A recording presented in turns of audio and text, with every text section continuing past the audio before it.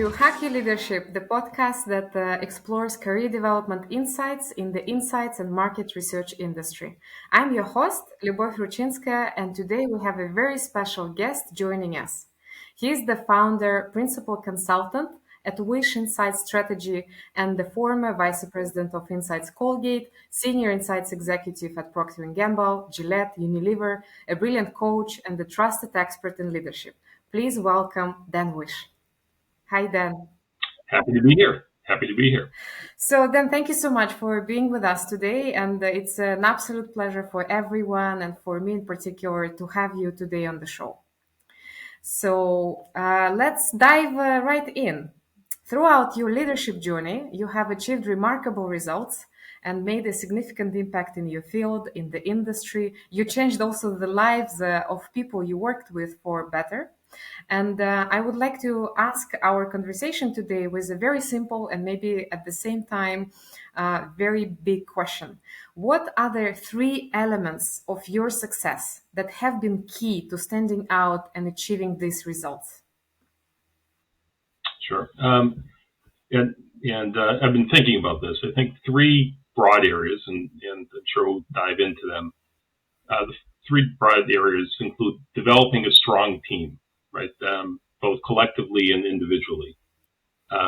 Fostering a partnership with the business that is really focused on driving results, business results, and proactively addressing and managing conflict. Fantastic. So one aspect I remember from working with you, your outstanding talent in finding the talents in others and helping them to grow. So can you share some insights on how you develop strong, unified teams and how you help young professionals and everyone around you to discover their own superpowers and to shine? Yeah, sure. So I think the first thing that I would do is bring the team together, right?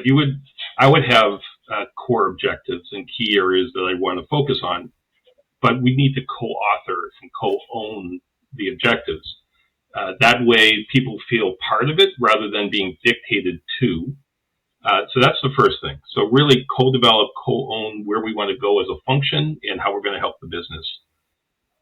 Beyond that, I really try to get to know the people on the team professionally, what their strengths are, what their weaknesses are, but equally important on the softer side personally, what makes them tick, right? What's important to them there's an outside life and it impacts a professional life. So understand the holistic person and what their passions are. And then I would align leadership opportunities where there's the intersection of their passion and their strength, right? So you're going to get a lot more traction if I gave you an assignment that you were really passionate about and knowledgeable about, because you have confidence and you would have passion to do the project not only correctly but really impactfully.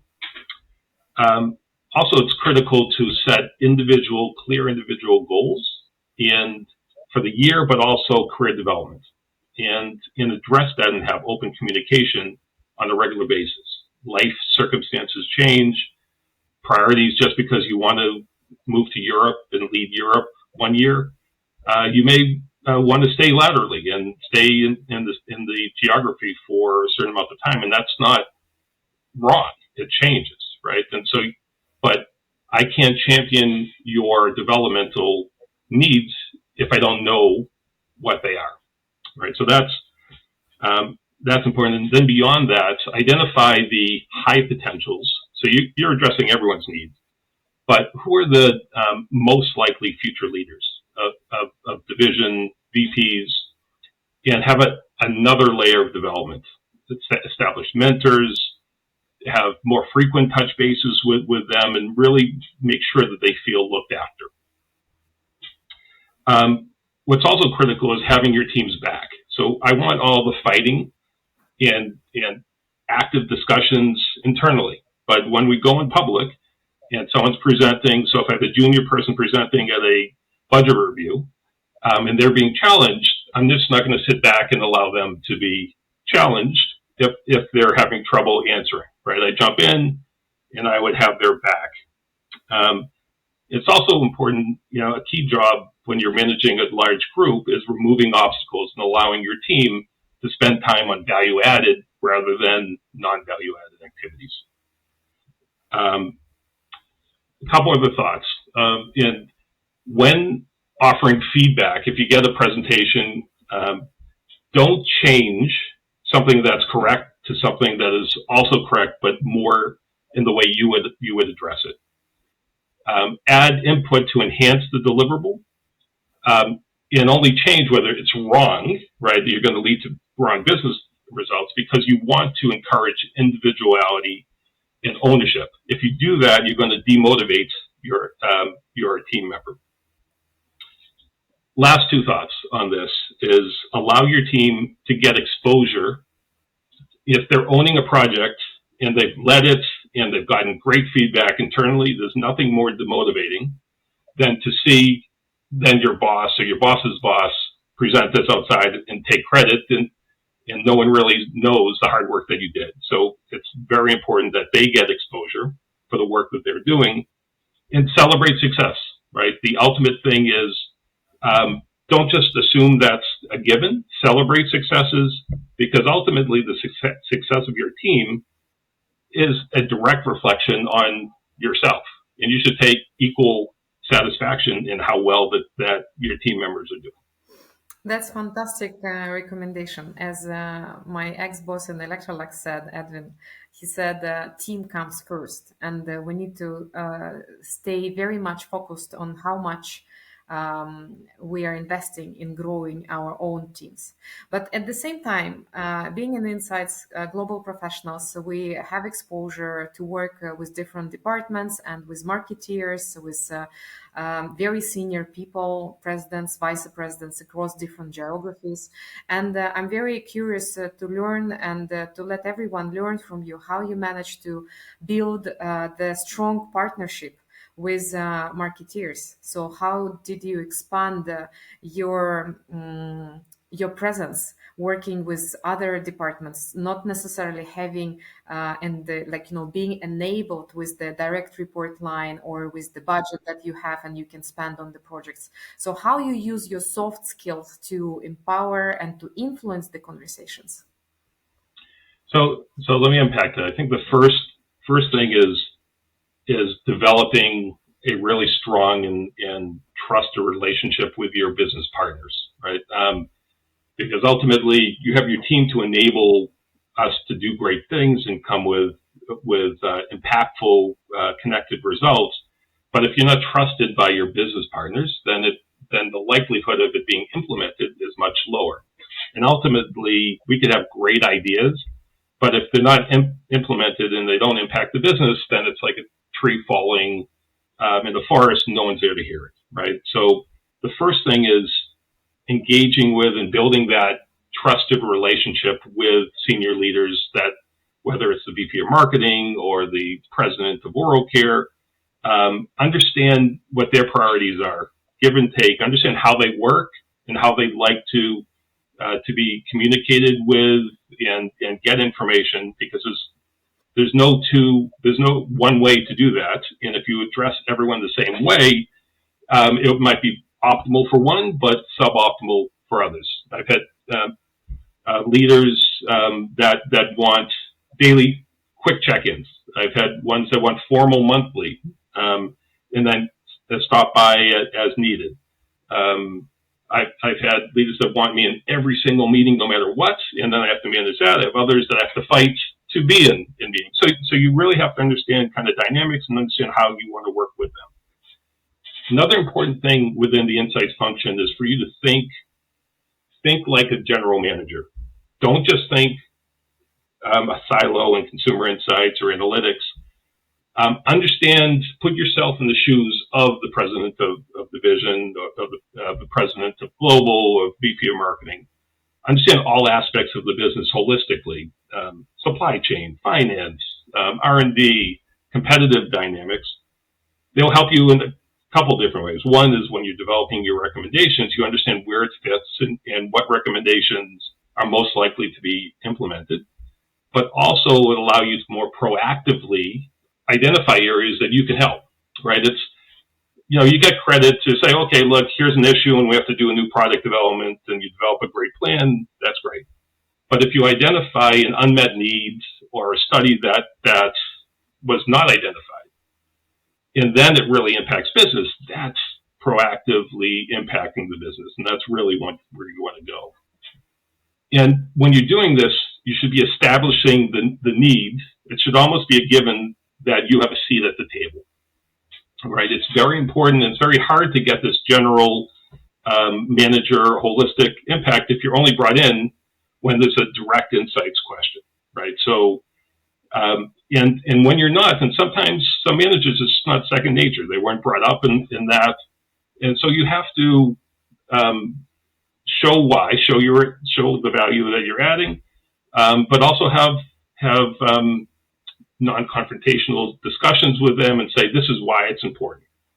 And just an early antidote, early on in my career, I had a director of marketing that just wouldn't include me in advertising meetings, right?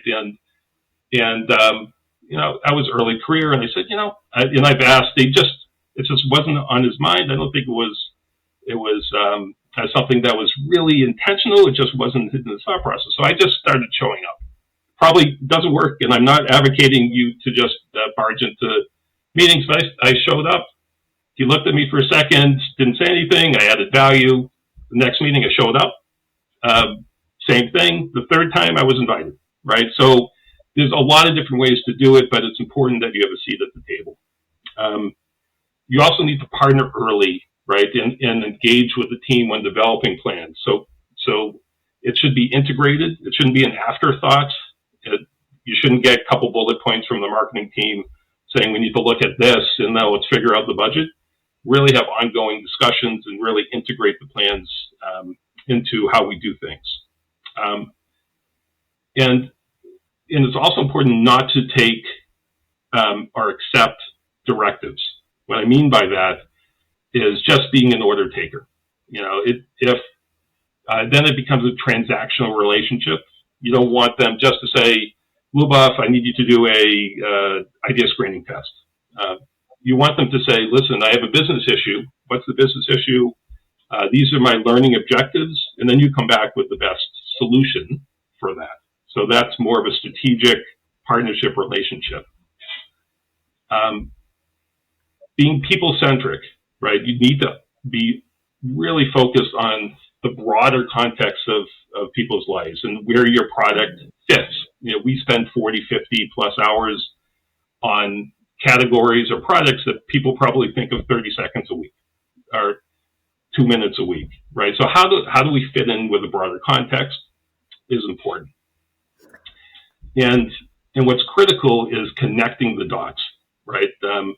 So anyone can deliver a result saying that 70 is greater than 60, right? But not everyone can take those results, connect it with 3 or 4 of the learning points and some emerging trends, and connect the dots with a impactful business-driven recommendation. A couple other thoughts, and then I'll be quiet on this topic or answer any questions. It's important. It's not always easy, but challenging decisions, right, that you feel would negatively impact the business. And how you do that is different, right? In what forum, big forum, one-on-one. But that's your job, right? Your job is to look at things and come and help the business to the best possible result. There are going to be times where a decision's made that you don't think is optimal, but if you don't say anything, then there's no chance that that's going to be changed. So ultimately, all this leads to being viewed as an essential strategic partner that your partners almost wouldn't think of having a big meeting without you there, right? And ultimately leading to more informed business decisions for a more profitable outcome. So then, as a leader with a global role, you successfully connected with geographic heads that didn't report to you, and you were able to drive a global agenda in a very diverse markets. Could you share some insights into your management style that help you navigate these challenges and achieve common objectives? Yeah, so I think the first thing that's important is to meet individually with the leads in each division, right? The key players, whether it's insights, general manager, and really understand the individual dynamics in the division, priorities, challenges. You understand where they're coming from and what's important to them. Coming off of that, so I would have monthly or frequent connects with the key players in each division. But beyond that, I would develop a connected network. And bringing these people together, they don't often talk to each other and have the opportunity to understand wins, challenges, impact on new suppliers, and so forth. So there's a benefit immediately to connecting people that are doing similar jobs but in other geographies. And it also allows you the ability to cut through a lot of different conversations. So I could have 5 individual conversations, 6 individual conversations on some topic, but bring one together and have it all at once and hear feedback together. So that was important. I had a monthly cadence of bringing leaders together across the globe, that dotted line into me, but then solid line into me. And what's very important is that you, the global group, would provide equal or more value back to the divisions, because if they feel that they're just giving and they're not receiving anything back, the phone will ring. They're like, I don't want it. Dan is just going to ask me for something else. I don't get any benefit from this. You ensure there's a give and take, not just a take relationship. And then when you're developing a global agenda, you want to align the agenda with the teams, right, overall, but also assign leads based on divisional priorities. Just like within the team, you want to give projects on passion points on things that matter. You want to, if you're giving LATAM lead a project, you want to make sure that that's really important for LATAM. And so they're going to take ownership and then give the results and communicate challenges to the rest of the globe, or lead that globally.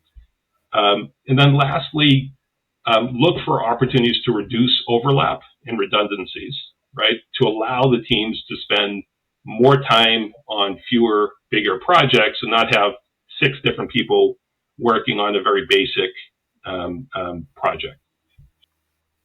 Fantastic. It's very rich, the advices that you are sharing, in particular for people who are driving the global agenda and at the same time cultivating the positive environment with the regional heads. So, my next question is about the positive climate. So, in your leadership journey, you have been praised for creating a positive climate within the project, even in the face of conflict of interests and difficult conversations. What are some of the secrets behind your ability to foster such an environment? Yeah, so a couple things, Lubov. If I'm in a room and you're presenting, or you're in a smaller environment, one-on-one, 2 or 3 people, look for nonverbal cues, right? A lot of times people will say a lot more with their face and their gestures than they will with their mouth, right? So identifying potential areas of conflict or non-alignment, and then addressing that and just asking open questions. Say, okay, do you have any issues? Do you feel aligned? When you ask the direct question, they're more likely then to say, okay, well, yes, but I have a concern in this area. You get that out in the open rather than have someone leave the room with concerns, right? And then as I'm trying to align, say, 5 divisions on a global project, everyone's likely going to have a slightly different take on what's important, how to address it, and so forth. So say there's 3 divisions that really have different opinions. I would have each of them express their concerns or their suggestions. Make sure that they feel listened to, right? Make sure that they feel listened to. And I would drive for a solution that doesn't compromise the overall approach, but addresses concerns, key concerns, as much as I can. So when people feel that not everything, and they know that there'll be compromises when you have a global approach. But if they feel listened to, they'll be much more likely to join hands from on a global initiative.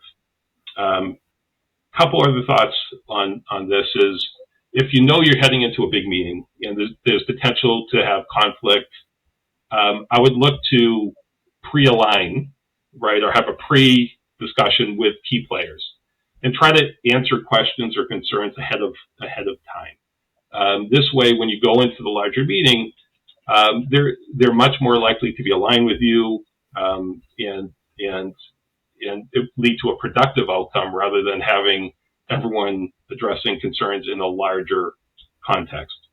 And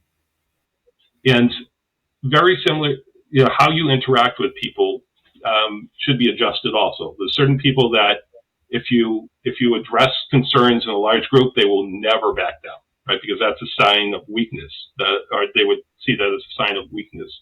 Others are very open to that and say, okay, but you have to have constructive points. So understand how best to address people when there's conflicts, and adjust based on how that individual person. And then lastly, be direct and voice issues, major issues that you have, or key issues, but don't just address the issue. Come with solutions, right? Say, hey, listen, I have an issue. I understand you have an issue, or if I have something that I want to talk about, say, look, and this is why I'm having an issue with this, but I have an idea of how to improve that. Would this make sense if we did A, B, and C? So you're not just complaining; you're coming with a constructive conversation with actionable solutions. Fantastic. So we are moving ahead to my last question, and this is one of my favorite one. It seems that your approach to leadership is clearly guided by strong values. Could you tell us which values best demonstrate your approach to leadership? And if there is any role model, either from the past or the present, that excites you and inspires you, who has, make an impact in your leadership style, please share it with us. So, I think it's a good question about the person type thing. I don't think it's one person. I think throughout my career, there's things that you pull from different people. I really like the way this person managed conflict, or team building aspects, and so forth. So I think as you look at your leadership journey as a continued development, right? And always be open for ways to improve, and things that you want to borrow or incorporate and internalize as your own. So I don't know if I modeled after one person. I think it's a composite of a lot of different impactful people, and also you learn even more from people that don't do it well, right? Or areas it's like, wow, if I ever have an opportunity, I'm not going to treat my people this way, or I'm not going to drive. You can command or demand alignment, right? And it gets tiring if you're always demanding it, right? And say, I'm a VP, and so you must do it. It's like, I'm the parent and do it because I said so, versus we should do this, and here's the mutual benefit that we get out of it, type thing. So, but a couple of thoughts on values.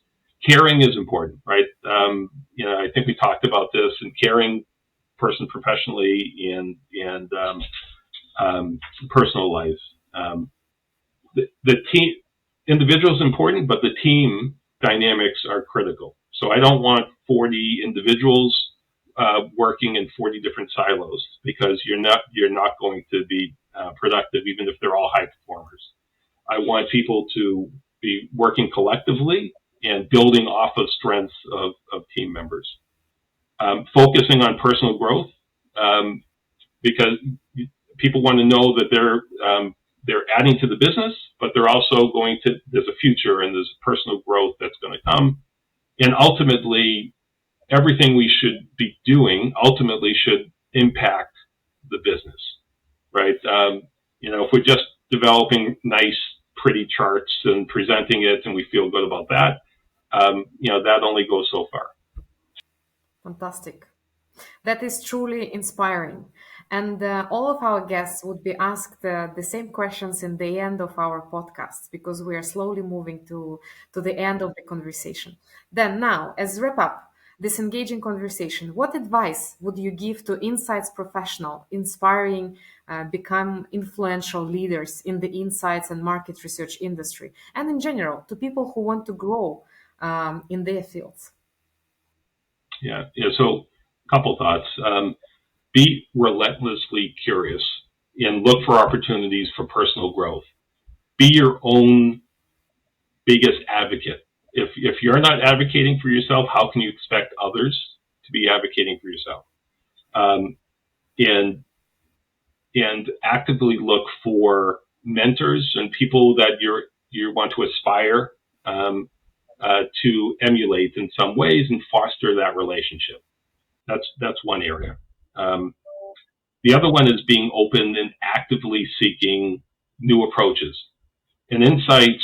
It's changing even more very quickly these days, right? The move to machine learning, analytics, AI, social listening. There's new suppliers approaches, agile, and so forth.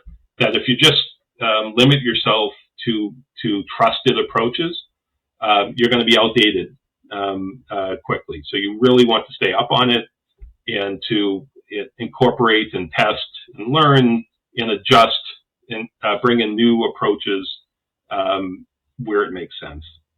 And and lastly, you want to proactively look to add value, right? Don't just be an order taker, right? And ensure, and we said this a couple of times, ensure your actions as much as possible lead to implemented business actions and positive results. So don't just feel happy about presenting and say, I did a good job. Here are the three things that I want the business to take away. Do less projects, but follow that through and say, okay, look, where are we with this? And what other information do you need? Do you need it presented in a different way? Because ultimately we're measured by the value we add to the business, not the insights that are brought in. The insights need to lead to action. And if they don't ultimately, then it will be less impactful as a function. Fantastic. That is truly inspiring, especially what you have told about being order taker. It's very important not to be also order giver. Like if you don't expect this from others, you should not behave like this to be a role model. So this conversation was truly inspiring, and it's full of wisdom. Comes from your tremendous experience working in different organizations and going through different cultures, and kind of nurturing your own leadership style. So thank you so much for your time today. Yeah, my pleasure. It's great talking with you. And that concludes today's episode's Hack Your Leadership with our special guest, Dan Wish. We hope you enjoyed our conversation with him and gained valuable insights on effective leadership. Join us next month for another exciting episode. Until then, stay curious and keep hacking your leadership style on a daily basis. Thank you.